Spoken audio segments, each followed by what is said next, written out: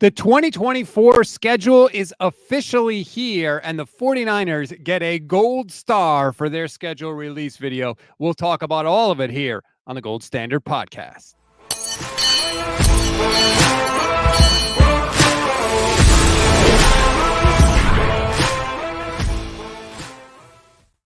What is good, everybody? Welcome to our instant reaction podcast of the 49ers 2024 schedule. I'm Rob Stats Guerrera. He is Levin Black. Levin, it's here. It's finally here. You know how much I love the schedule. Yeah, I can finally look at the schedule and go, okay, what game should I suggest to Rob to go to that he will never go to, and I cannot convince him? Okay, we are going to break down everything about the schedule. We'll put it up on the screen. We'll go through all of it. In fact, you know what? Let's put it up on the screen really quick right now, if I can add it to the stage. If you're watching, you can see it right now. I will read it quickly in case you are just listening to the audio version of this podcast. Week 1, Jets at home. Week 2, in Minnesota. Week 3 at the Rams. Week 4, home for the Patriots, then home for the Cardinals in week 5. Week 6 at Seattle. Week 7, home against the Chiefs. Week 8, home against the Cowboys. Then week 9, bye, which is a fantastic time for a bye week. Week 10, they are on the road in Tampa Bay. Week 11, home for the Seahawks. Week 12, at the Packers. Week 13, at the Bills. Ugh. Home against the Bears in week 14. Home against the Rams in week 15. In Miami, week 16, home against the Lions, week 17, and on the road against the Cardinals in week 18. Now, we'll break it all down in a second, Levin, but I have to show you because you haven't seen this, the 49ers schedule release video. We won't watch the whole thing, but we'll watch the parts that we need to. All right, give me a second because I got to deal with some trash here. Schedule is finally the here. Franchise says, oh man, it's 11. Can I ban him? Should I ban him? Why? Are you shocked? Just messing with him. No, I'm not at all. You have turned people this offseason on me, I feel like. It's not me. You're a jerk. It's not my fault. I mean, let's be honest. All right. Really quick. Let's watch the video. The 2024 schedule is finally here. I know just the right person to get me fired up for this upcoming season. Hey guys, good to see you all again. It's good to be back. We got the schedule release and looks like we're going to be playing a lot of tough teams this year. Wow. We just got to be ourselves, even if we're not feeling like one egg day or if I accidentally eat a carb. You know what I mean? We've got some new guys in the building, so it's our responsibility to show them the ropes. The weight room, that's where you can find me. Another day at the gym. Bosa. All right. More reps. Looks like we have 2 trips to Florida this year. It's a great place. Can't wait to show you guys my boat, my gym, give you guys a gym tour where I work on these quads. I don't really sound like that, do I? And then they go on to show the rest of the schedule. Steph Sanchez. Did she keep that secret from you? Yes. I called her as soon as I saw the video. I was like, you sandbagged me. So that means I wonder if they told her the schedule. I guess the part that she shot there, she wouldn't necessarily know the schedule. Yeah, she doesn't need to know it, but she didn't tell anyone except her fiance, apparently, and like immediate family. I had no idea. That is awesome. I want to know the whole story. She's on live on her channel right now. Otherwise, I would have brought her on because I want to know the whole story. But Steph freaking Sanchez. You know that rocket ship? Yeah, that's Steph. Yeah, right. Her profile. Yeah. That's awesome for her. We talked about it. They talked about it on their show on our network. We've talked about it. She has done the Bosa impression for John Lynch and Adam Peters at the Combine. They recognized her from social media and they were like, oh my God, you do the Bosa impression. And then she had to do it in front of them in a video that they then sent. Lynch texted the video to Nick Bosa. So they have known about Steph. He talked about her, I think, before the Super Bowl, also how good the impression is. That is so cool. that the 49ers did that and recognized her. Shout out to them. And they also did a schedule release video on the website that has all art from Rita Oak in it, which is also really cool. Like 49ers, you nailed it this year, man. Home freaking run. Yeah, it's good to connect with like the fans. Like it's something easy to do. You just have to look. Like Rita Oak's been everywhere. Steph Sanchez's impressions have blown up a couple times. Like if you just looked at social media, you could easily connect with your fans by making that video. Now, is it that video is something that's like it's almost an inside joke, right? Because a lot of 49er fans know that video, but non-Niner fans are going to be like, what's this? Because they're not going to get it. And those are the best ones, the inside jokes for your franchise. Like we were talking before we went on, I was talking to you a little bit about like the Chargers video. That's when everybody can watch and know what the joke is because it's, using the Sims video game. This is one that's an inside joke specifically to Niners fans and specifically to like YouTube and Twitter heavy fans. You got to be on YouTube or Twitter to have known about those videos. 100%. And I'm so excited for her. So proud of Steph. That is awesome. And good job all around by everybody. Steph killed the impression. The Niners killed the release. That is awesome. Diego Figueroa says, Steph and Rita Oak for our release videos. Content team did it a little better than recent years. I totally agree with Diego.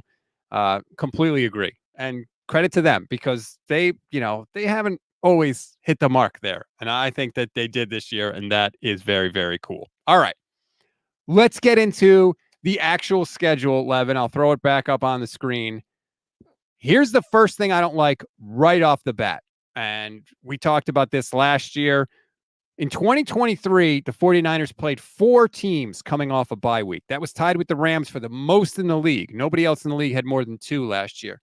This year, they got to play Kansas City, Buffalo, and the Cowboys. All 3 of those teams are going to be coming off a bye week the week before they play the 49ers. Yeah, that's not fun, but it's kind of not able to, it's inescapable. You're not able to escape that. The one that I think is unfair amongst that is don't give a team the advantage of coming off a bye week, having the home game, and the other team doing back-to-back cross-country trips. Like the fact that at Green Bay is the game immediately before that almost doubles that advantage for the Bills, right? They not only get the bye week prior to a home game, they're getting a team that just traveled 2,000 miles to Green Bay, and now they got to travel 3,000 miles to Buffalo the very next week. Yeah, that is not going to be a fun back-to-back. And this is why we talked about it. The order of the games matters. Playing the Packers is tough enough. Playing the Bills is tough enough, right? When you got to play them back-to-back, both on the road, when the Bills are coming off a bye on the end of that is a brutal stretch, man. That is tough. I don't know what the 49ers did to the schedule makers these past couple years, but holy crap. Nah, see, I think overall this schedule is pretty good. Like this could have been much worse. They could have scheduled more back-to-backs. If you look, there's no more than 2 road games in a row. There's some benefits here in the schedule. Going to Seattle on a short week kind of sucks, but getting 10 days to prepare for Kansas City is nice, even though Kansas City is coming off that bye week as well. So it's not as big of an advantage, but there's some things built there. They could have put like the Miami and the Buffalo games back to back. That would have been even worse. Or they could have had 3 road games in a row. They end with Arizona, which should be a little bit of an easier game. So it's not like they saved some I wouldn't want to play like the Lions or that Green Bay game in week 18 because that would have potentially been massive playoff implications to where you might still have to play, all out. Hopefully they can kind of be like this past year where they get to kind of take a week off. Well, if you're playing a team that could be playoff seeding, you wouldn't want to do that. So I think the schedule overall isn't bad. Like on a personal note, no holidays. Right. That's what I was scared about. There's no holidays. They don't play New Year's Eve. They don't play Christmas Day. They don't play Thanksgiving. So I'm happy in that. Yes, that is good. At least finally, we don't have to do that. And the bye week's over Halloween. Forgot about that one. Okay, cool. I like that because I'm a big Halloween guy. Yeah. But just because it's not the worst schedule they could have gotten doesn't mean I'm totally thrilled by that, especially when you take into account, and I haven't seen the actual figures. I'm trying to look on Twitter now. Last year, they had the worst rest discrepancy of any team in the league, and they had the second most travel miles. Now, I know this year they're at their fifth most travel miles. And look, they're always going to have a lot because of where they're located on the planet, Right.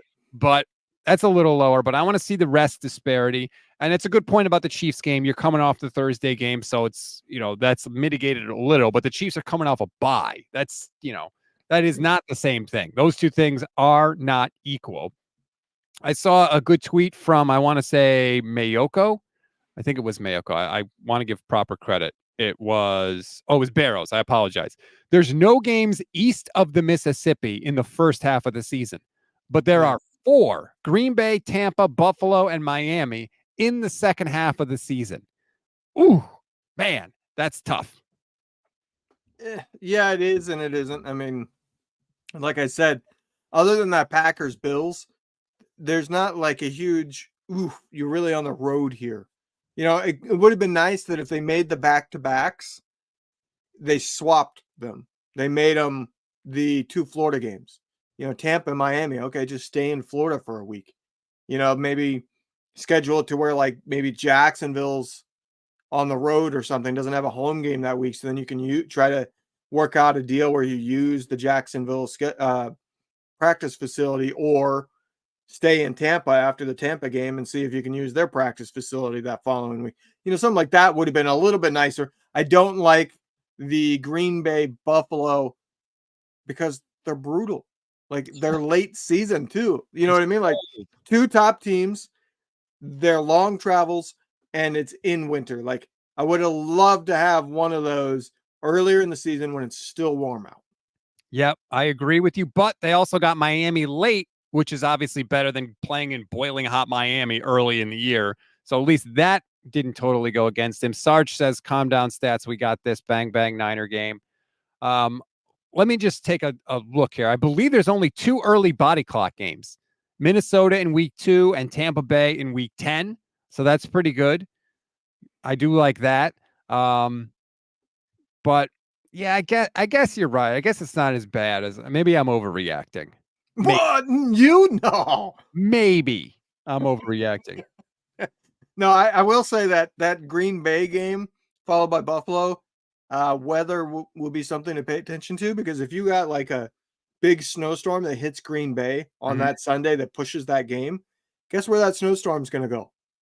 It's going to go to Buffalo 2 days later, which means you might have an issue where like that Green Bay game got pushed to a Monday game, and now you're running even later because Thursday Buffalo gets slammed and they can't get to the game by Sunday. That's surprising to me that they have a team traveling where, like, I don't know. I'm tuned into that weather pattern because I'm from the state of Indiana and I live in Pennsylvania. So like where my hometown gets weather, I get it about a day later. So like I'm constantly aware of that. So maybe that's just a personal thing. Werlock says my 49ers will go 10-7 and finish second in the division behind the Rams. First round game against the Eagles. We can get into the record prediction a little bit later. 11. Andre Garibay, YouTube channel member. Who will be the quarterback for the Vikings? Will it be Sam Darnold? God, I hope it is. Please, God, let it be Sam Darnold. I would love to win that game because I got like PTSD of road games against Minnesota. Yes. When I lived in North Dakota, Minneapolis is the closest NFL city to where I was in North Dakota. It was a 10-hour drive, but it was the closest city with NFL, if that gives you any idea of what living in North Dakota is like. And they played at Minnesota twice in that time frame. I went both times and they lost both times. And in both games, the Niners came out and played like crap and were down huge early to where the game was basically over. And then they got a couple late touchdowns to make it seem closer. So like those games were, when you go to a road game, when the other team is just beating the crap out of you, like there's zero enjoyment. So you're literally sitting there going, all right, I just drove 10 hours. I'm spending, $300 on tickets plus hotels plus all the gas money. This is literally $1,000 for me to sit here and not get a single ounce of enjoyment out of this because they were down so quickly. That was both of those games. The 49ers have not won a game in Minnesota since 1992. Now, granted, they don't play in Minnesota every year, but holy hell, Levin, that's a very long time. So, yeah, I wouldn't mind seeing Sam Darnold there. Let's go. Bring on Sam Darnold so I could exact the pain and the punishment that his very presence on the roster inflicted on me this past season. What do you think is the toughest stretch of the 49ers season? So what do you define stretch? Because the At least toughest 2 two games back to back is definitely the Packers Bills. More than probably Cowboys? Yeah. The Cowboys aren't on that level, and those are 2 home games. Well, Big that's difference. True. And you got a 10-day break prior to the Chiefs game. So there's a lot of things there that make that 2-game stretch better, but there's certainly 2-3 game stretches that stand out in this because of it's 2 really good teams, the 2 that you mentioned and the 2 that I mentioned, and they're immediately before that Seattle. So like that's a kind of tough stretch. The other one that I think's in the running that might be a little underrated is the end of season. You got a Rams game that look, the Rams could be a true like equal footing challenger this year with the 49ers if Matt Stafford is able to return. You then have the long trip to Miami, which if I'm not mistaken is the longest possible trip the 49ers can have in the NFL, other than obviously like going overseas to London or something like that. So that's a super long trip. And then you got to come back and play the Lions, who might be in the running for the number 1 seed in the NFC, followed by another road divisional game. So that 4-game stretch is a little underrated. That's a 4-game stretch that, like, if the Rams are the real deal again and Arizona improves because Kyler Murray gets his crap together and they don't have Cliff Kingsbury anymore, that might be something that by mid-season we're going, God, that 4-game stretch looks terrible because all 4 teams are fighting for playoffs, and it's like you got that bad road travel in the middle of it. I almost look at it like you cannot start slow this year. You really have to get your stuff together because honestly, Levin, after the Bucs game in week 10, right? You got a division game against Seattle, then the Packers, then the Bills. That Bears game in there is going to be a pain. The Bears defense is really, really good. If Caleb Williams can play, they're going to be improved. Then the Rams, then the Rams is on a Thursday, by the way, and then the Dolphins in week 16, the Lions, as you said, and then the Cardinals. The back stretch there, what is that? 2, 4, 6, 8 games. That is a hell of a run for the 49ers, who, let's be honest, are probably going to be competing for the number 1 seed in the NFC. It is like, so the first 6 games is what I would look at. They have to be 4-2 or better, period. Preferably 5-1. Like they need that type of start. If they're 3-3 after that Seattle game, and then they have the Chiefs and the Cowboys, I hate to say it because it's been the Niners' MO for quite a few of the recent seasons where they start out like crap and then you hit what was seen as the gauntlet, but they get their crap together and they just beat everybody in the gauntlet because they're as talented as any team in the league. But if they get off to like a 3-3 start or worse, I don't see them being able to get out of it. Not with the way the schedule finishes. And especially if like you're 3-3 or worse, you're starting to question things after getting so close so many times that you're now trying to reverse course and be like, all right, let's hit the ground running, get to the bye week, and we'll fix things. And you got the Chiefs and the Cowboys. Like, good luck. It's not going to be a time to start slow. Excuse me. And remember, Kyle Shanahan's teams before last year, for the most part, had sort of taken their time starting the regular season. So hopefully the only 2 years they haven't started slow are the 2 Super Bowl years, ironically. Yes. Warlock says, are you going to address that Purdy is 0-2 on Monday Night Football with multiple interceptions? If we lose against the Jets, he will be 0-3. Cousins 2.0 in primetime. Warlock, are you forgetting that there are playoff games, Thursday night games, and Sunday Night Football games? Those are also primetime. So are you Do you just not want me to bring that up because you're trying to dunk on Brock Purdy? I'm not really sure what your point is there. Yeah, he's had a couple of games on Monday Night Football that weren't great. Look at all the other games that he's played in prime time. Come on now. Let's look at this thing honestly. Yeah, I mean, part of what the Cousins persona being bad in primetime, like you said, it's all the primetime games, but it was also the fact that he would get in the playoffs and lay an egg. Like the playoffs are all primetime in my book. Like the playoffs go into that formula for me. I would agree. And honestly, like the whole primetime thing with Cousins is, if you look at win-loss record, it doesn't look good. But if you look at how he's actually played, it's a lot better than you think.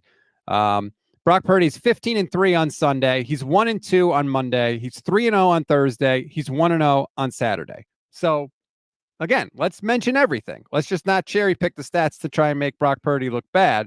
JCG 1987 says, what should I go to? Cards, Rams, Hawks, Bears.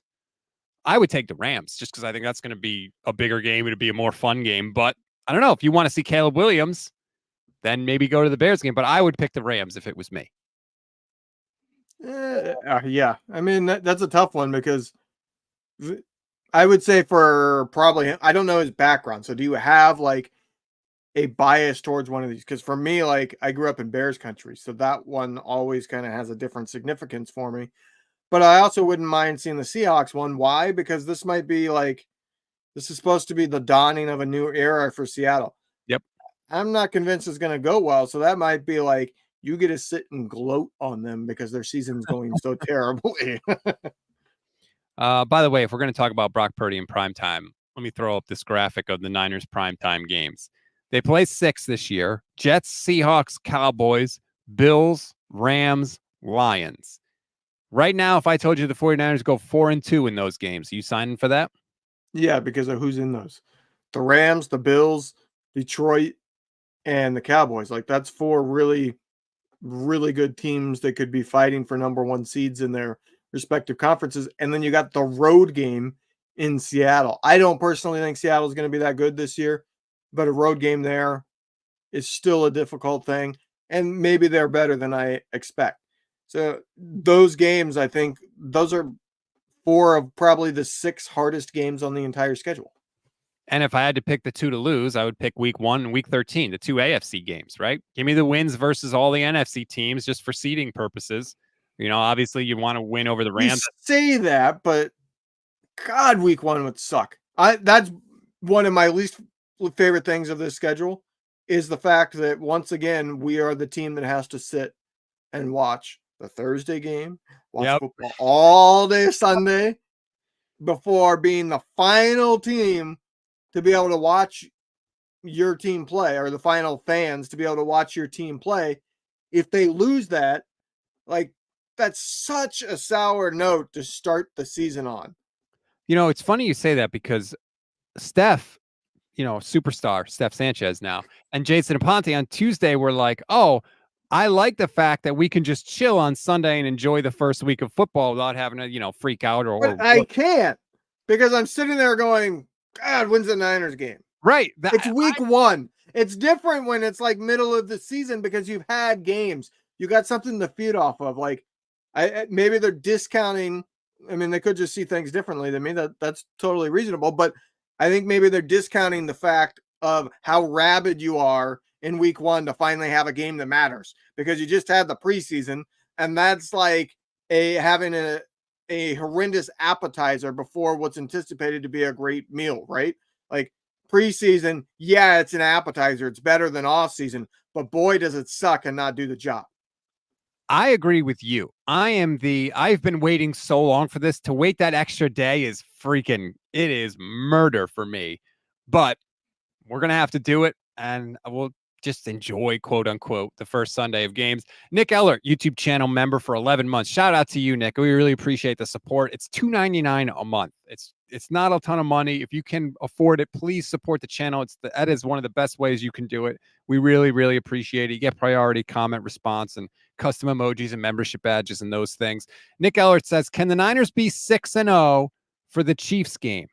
Now, in case you need a quick refresher, Jets week 1, Vikings week 2, Rams week 3, Patriots week 4, Cardinals week 5, Seahawks week 6. I got to tell you, that would be obviously phenomenal to be that good this early in the season. I got to think the 49ers are going to lose one of the games. I think they'll lose one of the first 6 games of the season. If they're 6-0, that will soften the blow of losing to the Chiefs again. The Chiefs have beaten the 49ers in 4 different states. They beat them in Missouri, they beat them in California, they beat them in Miami, and they beat them in Las Vegas. It's Missouri. Yeah, whatever. I like this question from Jay Cruz, who says, we always lose a few BS games. Which games will they be this year? I tell you, I could see them losing that Bears game, honestly. I really could, especially when you consider the stretch before it, the Rams and the Dolphins game and the Lions game after it. It's just in a bad spot in the 49ers schedule. I would not be stunned if that happened, especially if Caleb Williams can actually play. I would say the leading candidates for what he's getting at would be that Patriots game early in the season because it's sandwiched between 2 divisional games. And I would argue potentially the Cowboys because they're going to be so amped up for at Seattle in prime time, get revenge on the Chiefs, and then you have, here's a little sister, and they could kind of undervalue them because the Cowboys are not a bad team. So I feel like they could have a letdown where they get so amped for those 2 games coming prior that they kind of forget or don't value the Cowboys for what they are. Plus, they'll be looking towards the bye week. And the Cowboys week will be there, the Cowboys will be all fired up because remember how they talked about that 49ers game last year? They called it a measuring their Super Bowl. Right. Like they called it a measuring stick game, and it was, we got to see how tough we are and all that stuff. Yeah, it's their Super Bowl and NFC Championship game because they don't play in those either. Right. Exactly. So that's not going to be fun. The franchise says Chiefs game not in prime time. I'm surprised. I am too. But remember, it's at the 1:25 p.m. Pacific time spot. That is kind of like the standalone game in the late window. It's not prime time, but it's pretty much like as close as you can get to time. Yeah. So Fox does. I mean, they all negotiate, but every channel basically has certain amount of. That's the game I'm taking this week. So Fox does have like a few times a season that they can say that game is our game of the week or whatever they want to call it. I forget what they call it, but so that might have been one. I suspected that because that was the first game to leak. Like I saw 3 days ago that the Chiefs and 49ers were going to be a afternoon Fox game. And it was like, why would that one leak that it's an afternoon Fox game unless Fox said that's the game we're taking? I'm just looking at the games in week 7. That week, here are the late games. Carolina at Washington, Las Vegas at the Rams, Niners Chiefs, of course, and that's it. That's your late window. So it's not prime time, but clearly it is up on the pedestal as the game to watch in that window. Yeah. So I got a comment here that I think is an interesting topic. Heidemann says Staley DC by week 9.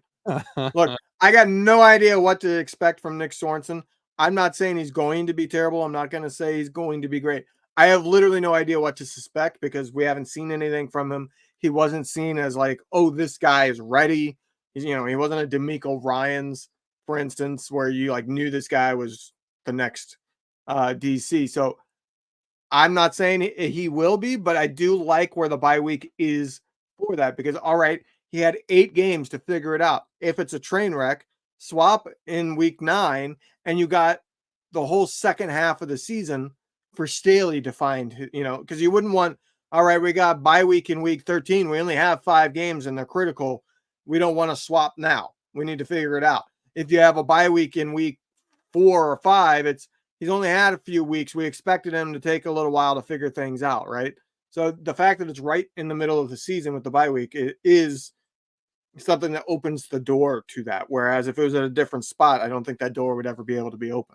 And you kind of wonder too, like Kyle didn't make a move in the middle of last year with Steve Wilkes. And obviously they were dissatisfied with the job Wilkes did because they fired him.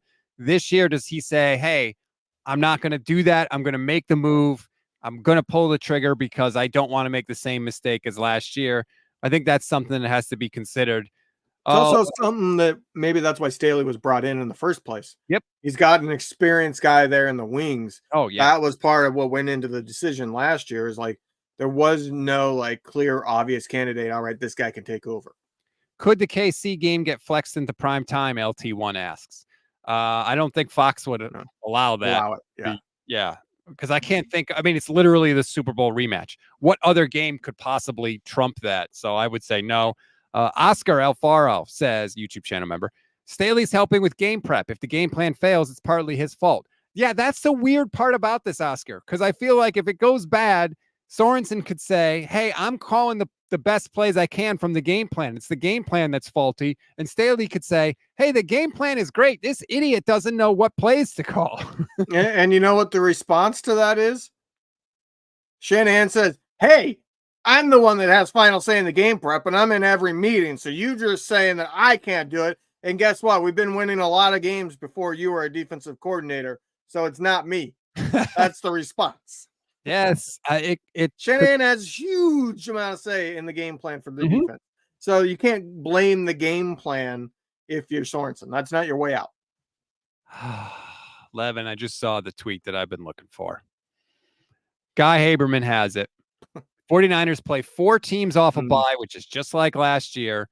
They have a rest advantage against Miami and Tampa Bay. They have a disadvantage against Kansas City, Dallas, Buffalo, Seattle, Arizona.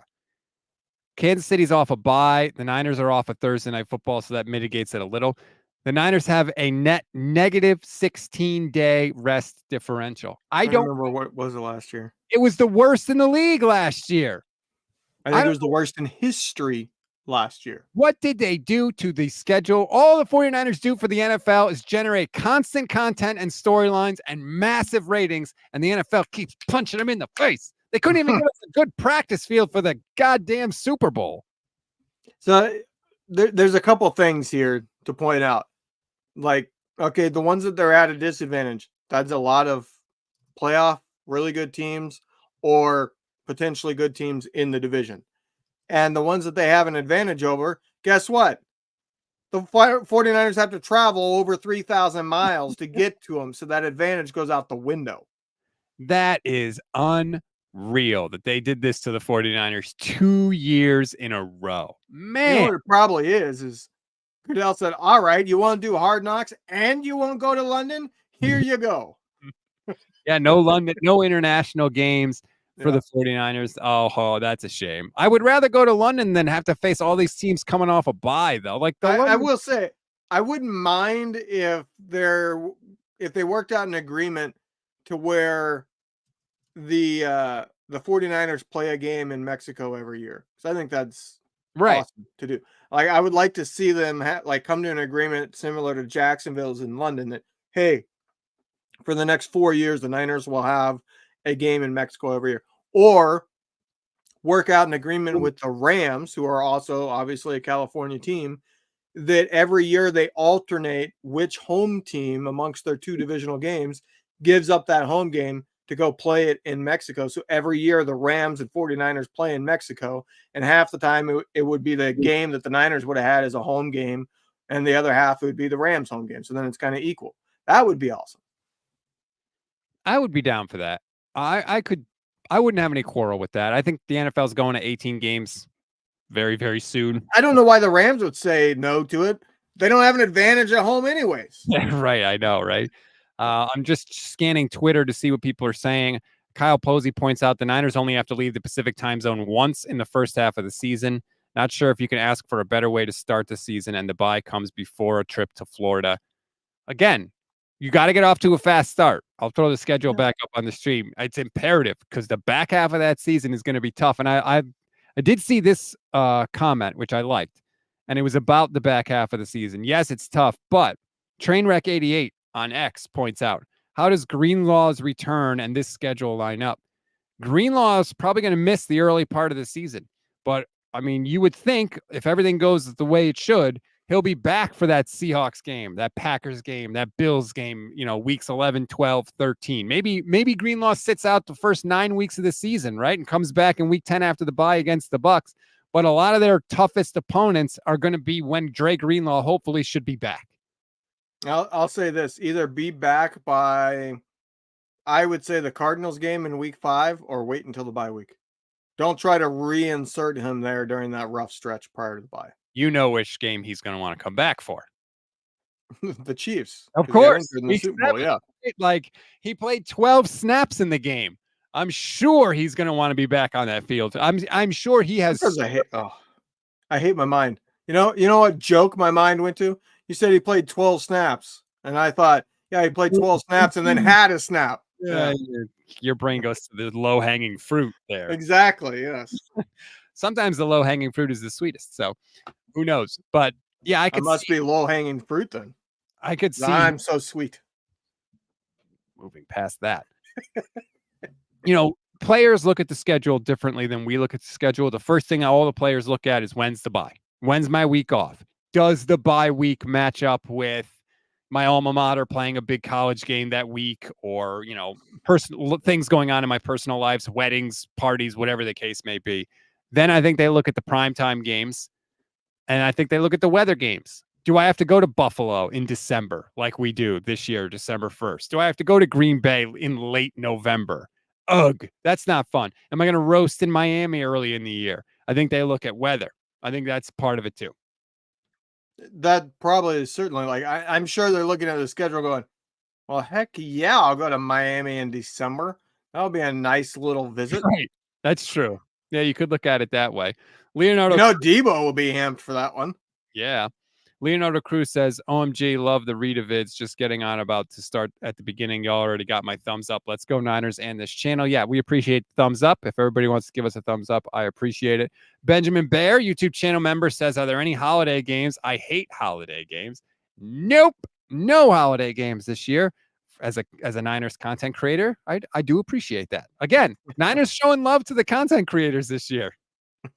Yeah, I do see in the comments, Brisbee Life is saying he confirmed that it was -20 rest disadvantage last year, and it was -16 this year. So better, but not by much. Gee, thanks, NFL. Thanks for throwing us a real bone there. We really appreciate it. I would be curious, are there other teams where we're at? Right. That is part of it too, is this is the discrepancy, but how does that compare with other teams? And look, I get it. I know making the schedule is very, very hard. I completely agree. I understand that every team's going to have complaints and all of that stuff. And sometimes, okay, there's going to be a year where it just doesn't go your way and you got to take it on the chin. But the 49ers just had that year, and it was last year. And if there was ever a year where you weren't going to do that to them, it should have been this year. There's trade-offs. Like, Benjamin Bear just brought up. No holiday games. There's a trade-off there.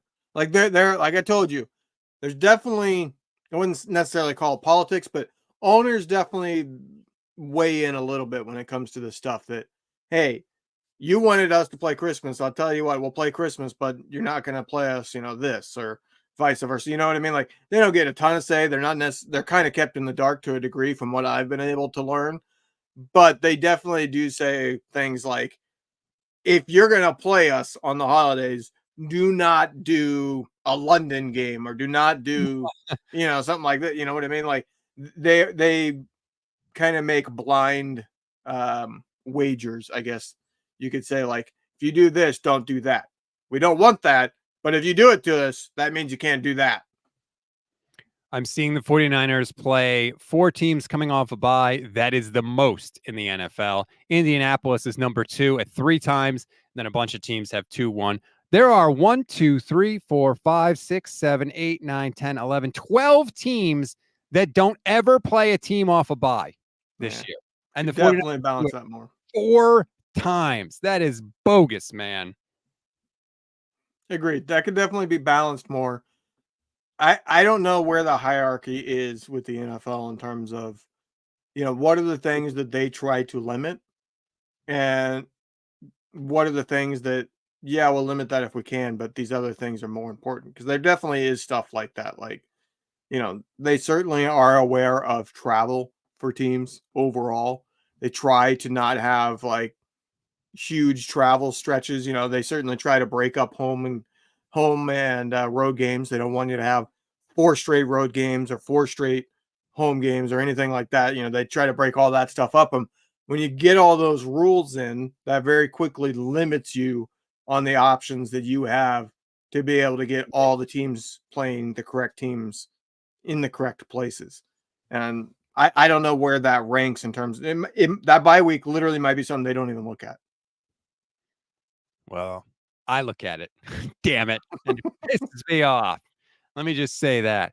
Brisbee Life says last year the Rams were -17. Kansas City was -13. And look, it's obviously the 49ers got to the Super Bowl last year. So it's not like, oh, you have no shot to be good.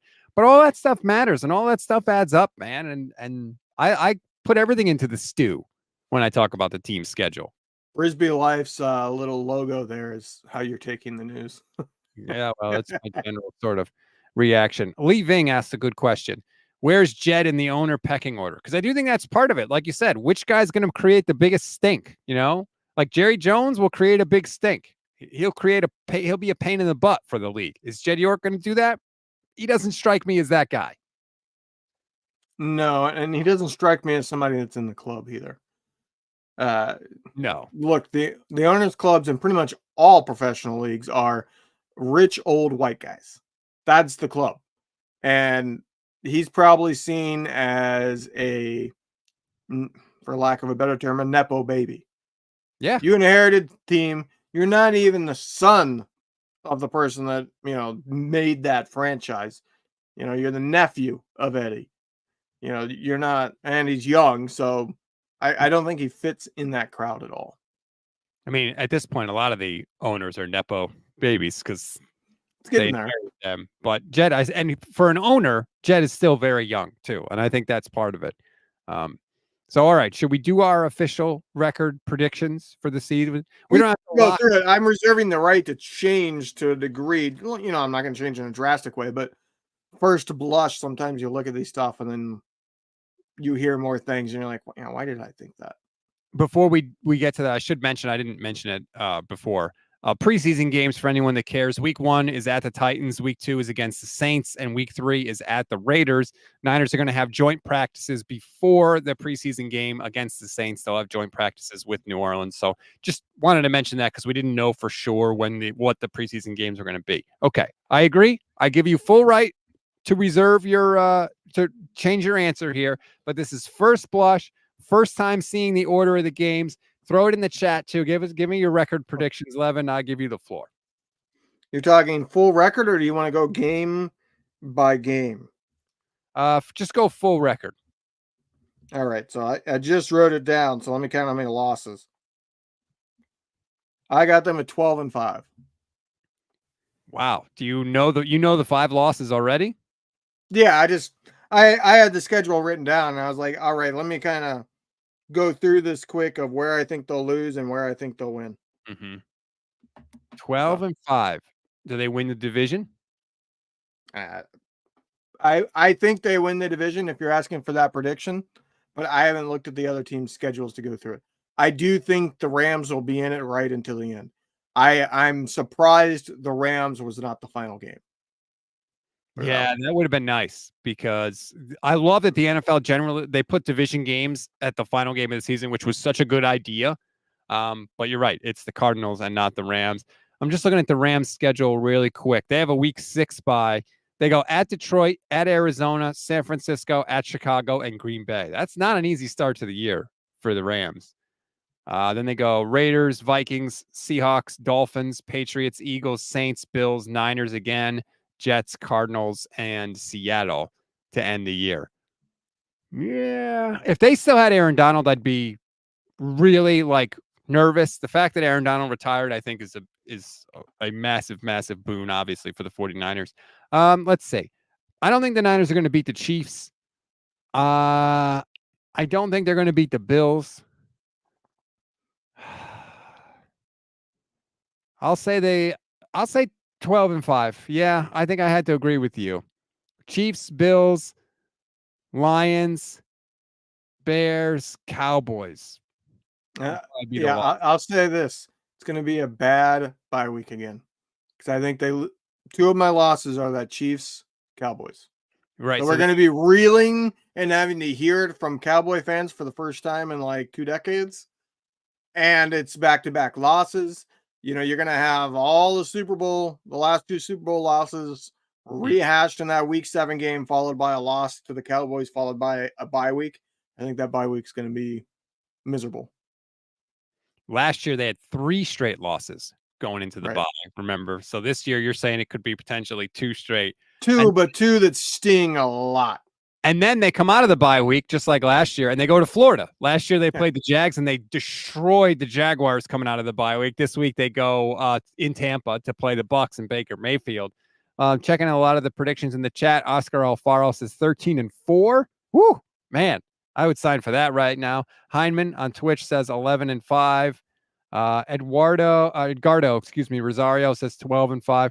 I haven't seen anybody go under double-digit wins, which I appreciate. I agree. By the way, Benjamin Bear says, no way 11. Niners will beat the Cowboys again. What have the Cowboys done to improve their team? Nothing. Some would say the same about the 49ers. I don't disagree that I think the Niners are better than the Cowboys, but it gets back to what we talked about earlier in the show. That is the Super Bowl for the Cowboys. That is the number 1 game above all others that they have circled on the schedule. I can guarantee it. I guarantee Micah Parsons has already done whatever voodoo or crap talking that he's going to do to, like, we're doing something for this game. You know what I mean? Like, that is the game they want to win above all others on the schedule. For the 49ers, it's one that, as I mentioned, they're going to be playing at Seattle, followed by the game that they probably have circled. They want to beat the Chiefs. So that's going to be kind of on the back burner kind of game. Yeah, I don't love that. That's why the order, like all these trap games and all that stuff we always talk about. I see a lot of people poo-pooing the schedule release. I never understand it. I love looking at it. I'm going to be staring at this thing all night, the rest of the night. I'm going to be staring at it. I'm going to be listening to what people say.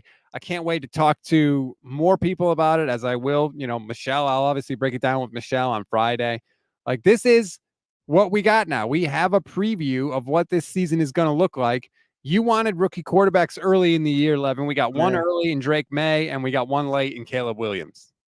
Yeah, and I'm not convinced that we won't have one in that week 2 either. Sam Darnold could easily lose that competition.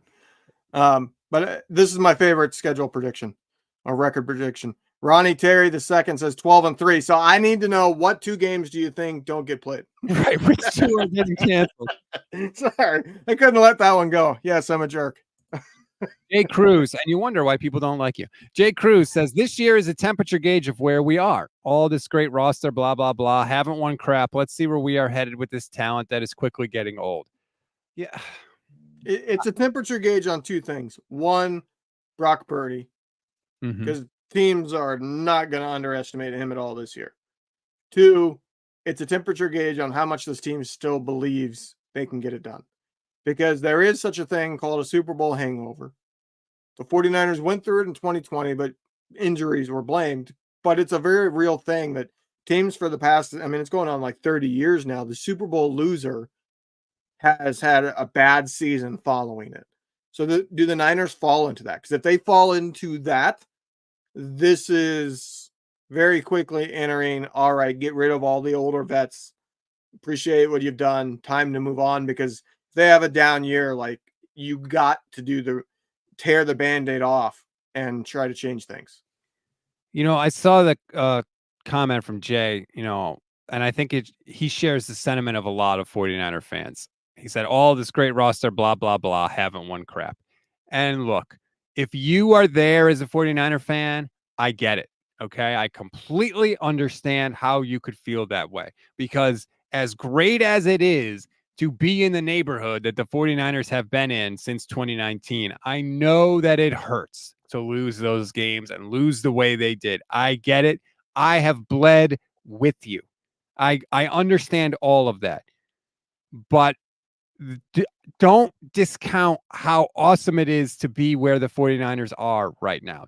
To be doing season predictions and have everybody say 10, 11, 12, 13 wins. and to not be hoping that if things totally break their way, they could win 10 games. Like, no, we are expecting to win. And while I get that it's frustrating that we haven't won the Super Bowl, I get that, and I am with you there. Don't take this for granted. Don't sit there all season long and say, well, it doesn't matter because they won't win the Super Bowl. They're going to choke again. Like, you're wasting a season. You're flushing a season down the drain. I just hope that people don't do that. I hope that they don't. There's room for both of those thoughts. One's a long-term look at it, and one's a short-term. In the short term, live in the moment.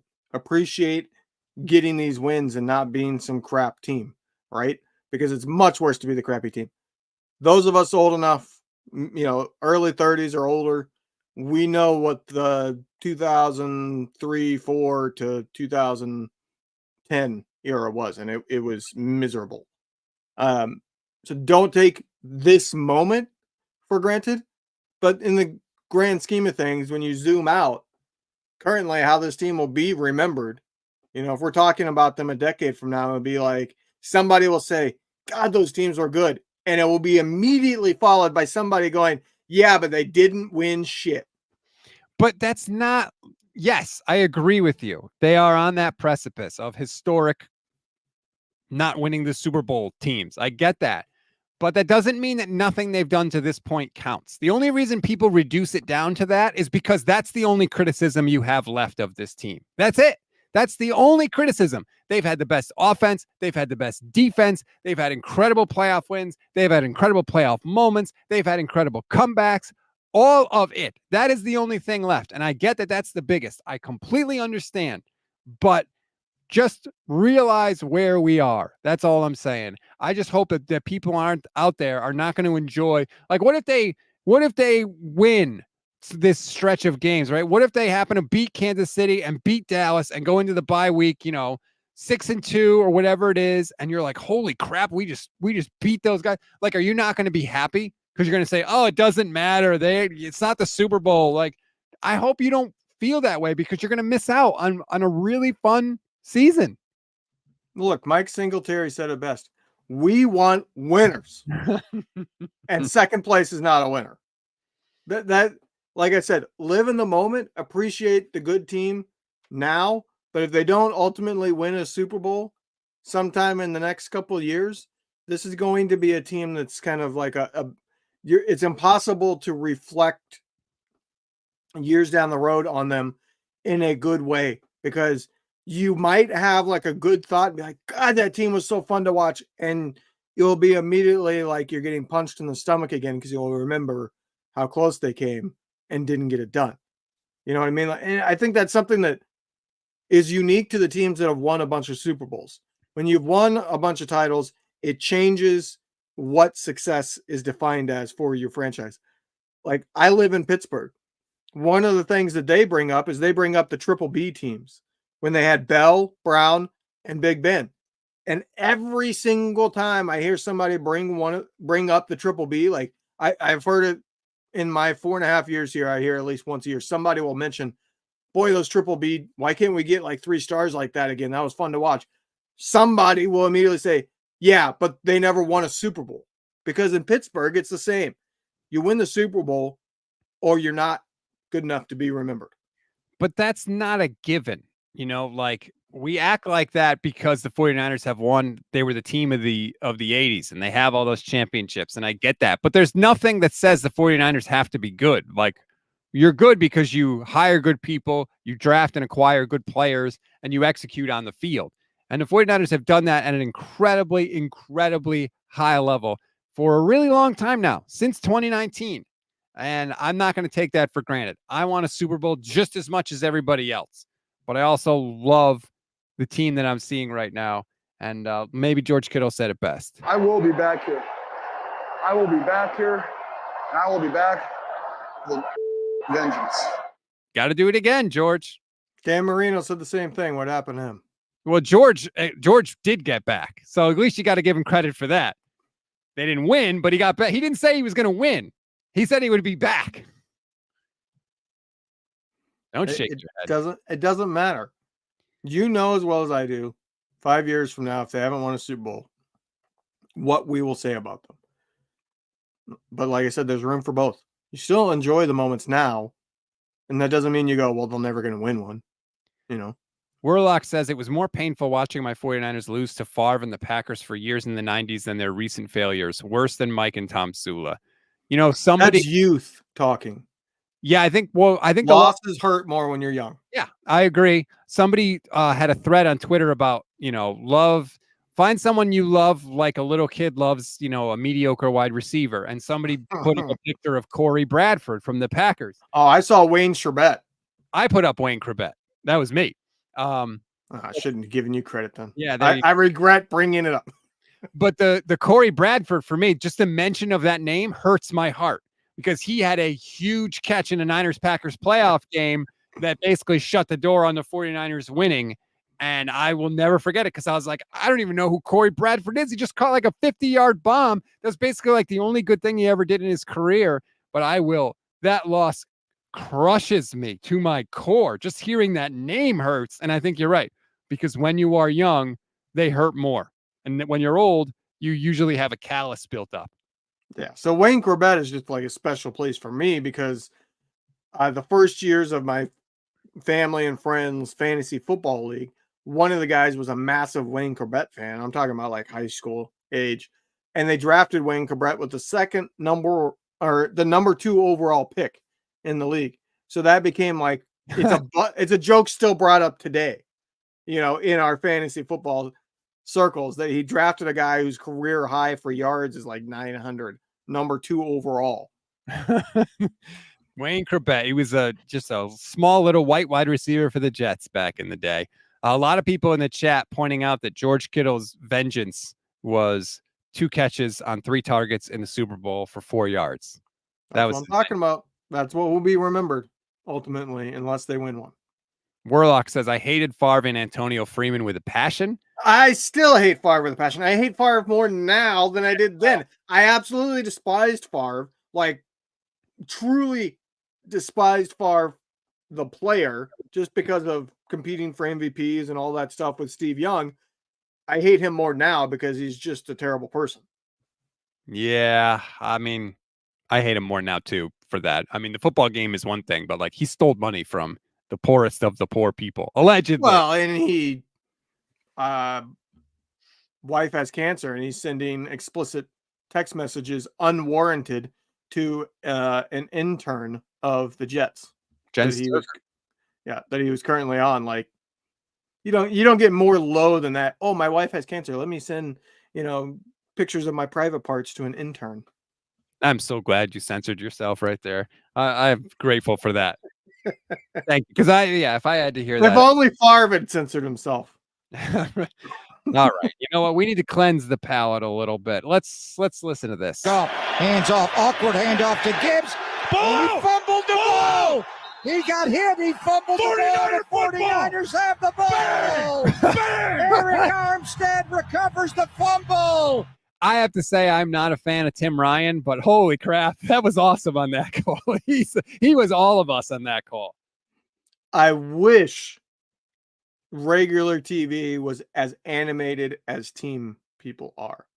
Just eliminate the bias. You know what I mean?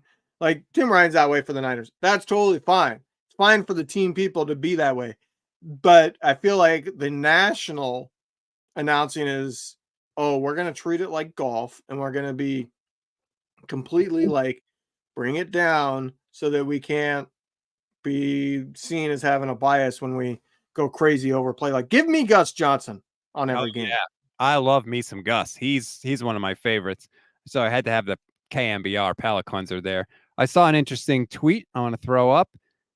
Odds to win the conference. According to Caesars Sportsbook, the San Francisco 49ers still have the best odds in the NFC at plus 225. The next closest in the NFC is the Lions at plus 550. That is a huge gap, Levin. The odds makers are telling you the 49ers are by far the most likely team in the NFC to go to the Super Bowl. I do find the top 2, I think, are the obvious 2, and I agree with there being a pretty sizable gap there. But after that, there's like probably there's no like clear number 3, put it that way. Like you could take the team, I don't know the rest of these rankings, but you could probably take the team that was 8th on there and put them at 3 and have a legit argument. Because all of those teams, the Eagles have a legit argument for being a shell of what they were because of how they finished last year and the fact that there's been reports that Sirianni is basically a man-child baby that can't control his emotions.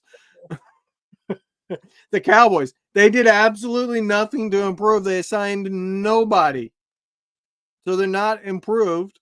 And there's very much kind of seems to be like animosity growing between Dak and Jerry over contract stuff. The Packers, their wide receivers are still a little bit of a question mark. What if now the teams have had a season, they figured out, all right, Jordan Love, you struggle at these things.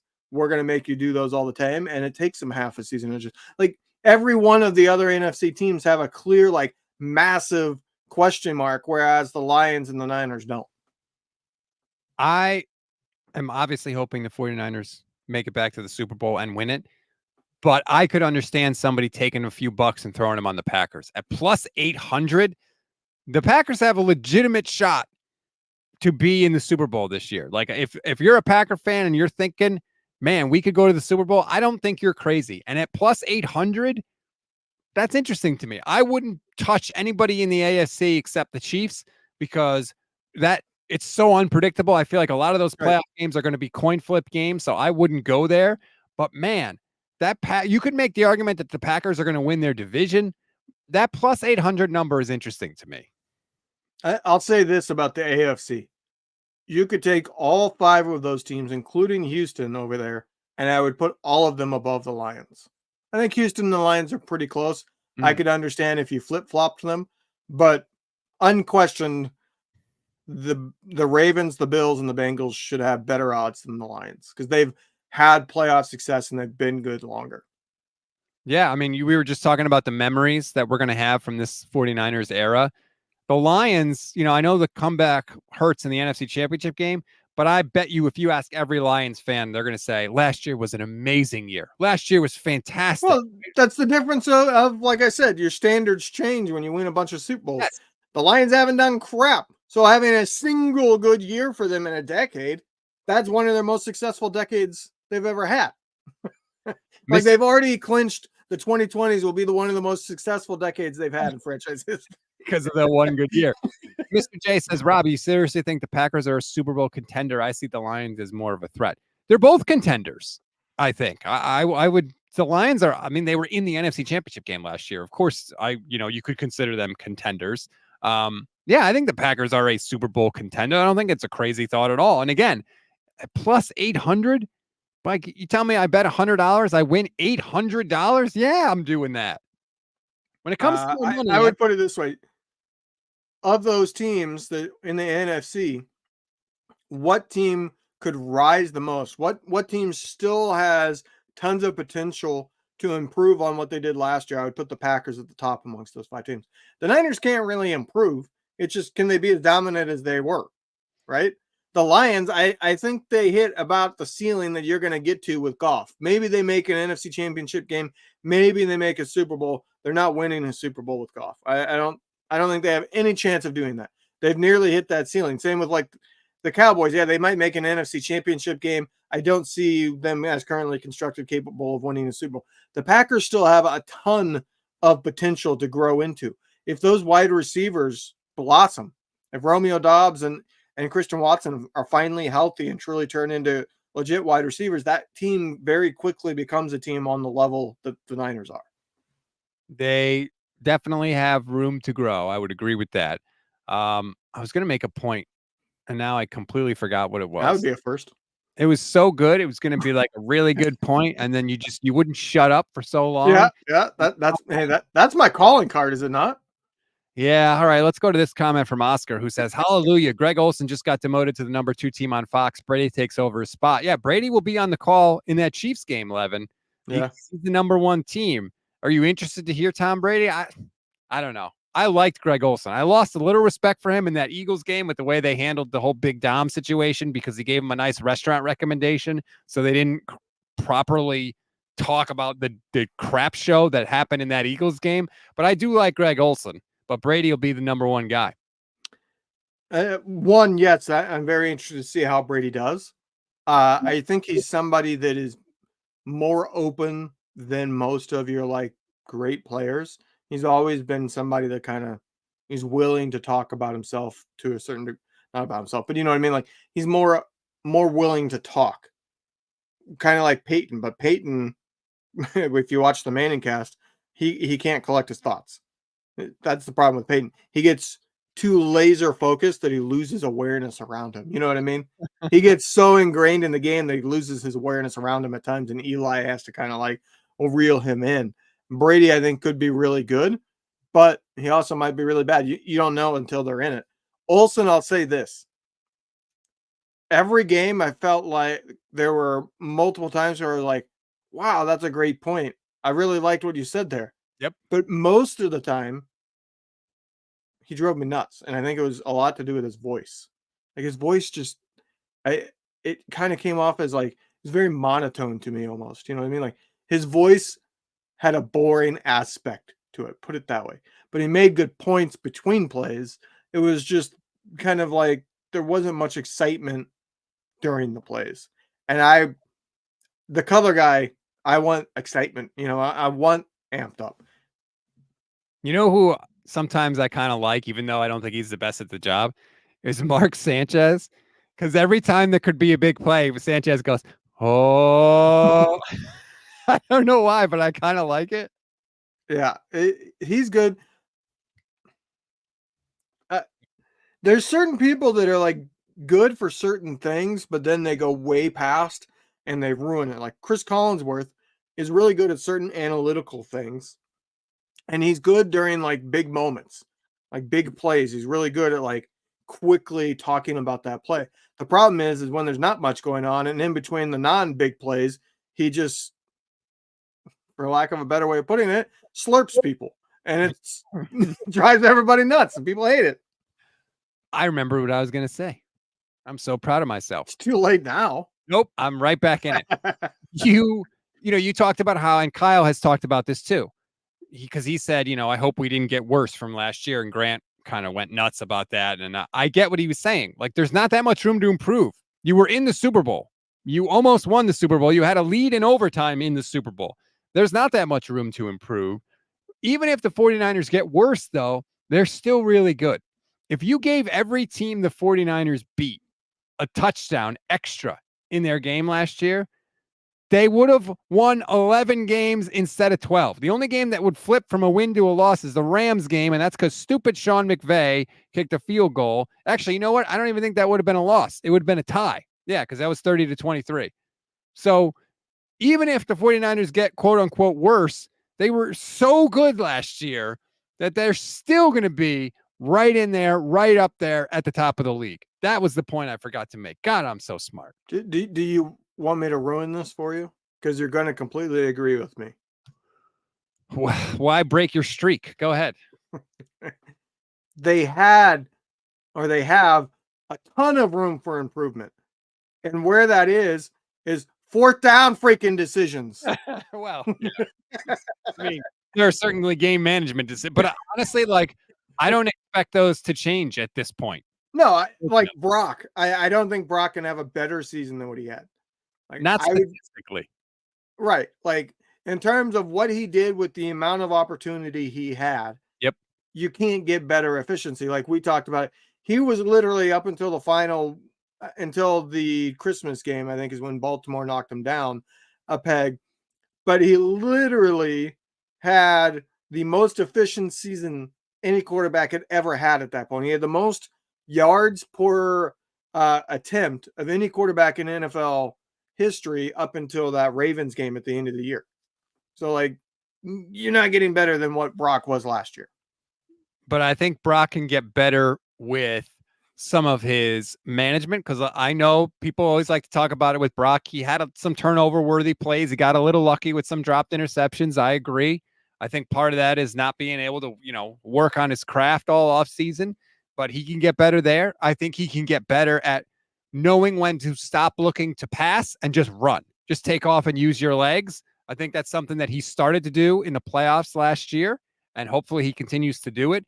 There are little things and pre-snap recognition, post-snap recognition, all that stuff that's naturally going to occur because he just has more experience. He's seen more defenses, right? So there are areas where he could become a better player that statistically necessarily don't show up in the box score. And like, he could end up putting up bigger total numbers because I could see them passing more this next season. But there's no way he's going to be as efficient as he was last year. No way. That should not be the expectation. Like I said, I think he still finished like top 5 in terms of yards per pass attempt. And so you're not going to get the efficiency, but if they pass 50 more times a game, he's probably going to have the passing records again. And he's probably going to be in the mid 30s for touchdowns, potentially push to 40 if he's as efficient at getting touchdowns. The expense of those extra plays is they didn't run as much. So Christian McCaffrey won't have as many rushing yards. So there's a trade-off there. So in terms of the team improving, is that an improvement? No, not really, because basically they said we're going to pass more, but overall results will be about the same for the offense. Yeah, I agree on the efficiency. Like, good luck expecting. You're going to be disappointed if you expect that again. That's like expecting Debo to have another year like he had in 2021. Like, these are historic years for a reason. They're really, really hard to do. But I think if Pooney can start at right guard, maybe potentially you improve the offensive line a little bit. Wouldn't hate that. That's definitely a possibility. So there's a lot of ways that the 49ers could be a better team that can't necessarily be measured specifically by a box score. But we will see, Levin. We will be here, of course, breaking it down for everybody as we always are in the Gold Standard Podcast Network. Please like and subscribe to the YouTube channel. Leave us a 5-star rating and a review on Apple Pods. If you want to help us, there is no better way for you to do it. That helps more people discover us, which is really, really hard. Tell people about the show. Tell people about the network. I promise you, if they give us just a little bit of their time, we will continue to earn it. We are not going anywhere. We will be here with you all off season. When they kick off against the Jets, we will be here with you for that, good, bad, or ugly. So please, please, please give us a chance. I promise we won't let you down. I will not be here all off season. You just lied to him. Well, who cares about you? I have vacation in 2 weeks. I actually have a week of vacation that I am taking off. No, that's not allowed. A week in June. I'm going to Disney with the kids. So. Other than that, I will be here with you. I didn't take a week off last year, but I am getting a week off. I'm giving myself 1 week off in June. But other than that, we will be here. So again, like and subscribe to the channel, everybody. Hope you enjoyed the show. I'll be back with Michelle on Friday. This is going to go up tomorrow. The audio version of this show will go up for anyone that enjoys the podcast. You just want to listen again or whatever. Enjoy the rest of your night, everybody. We'll talk soon.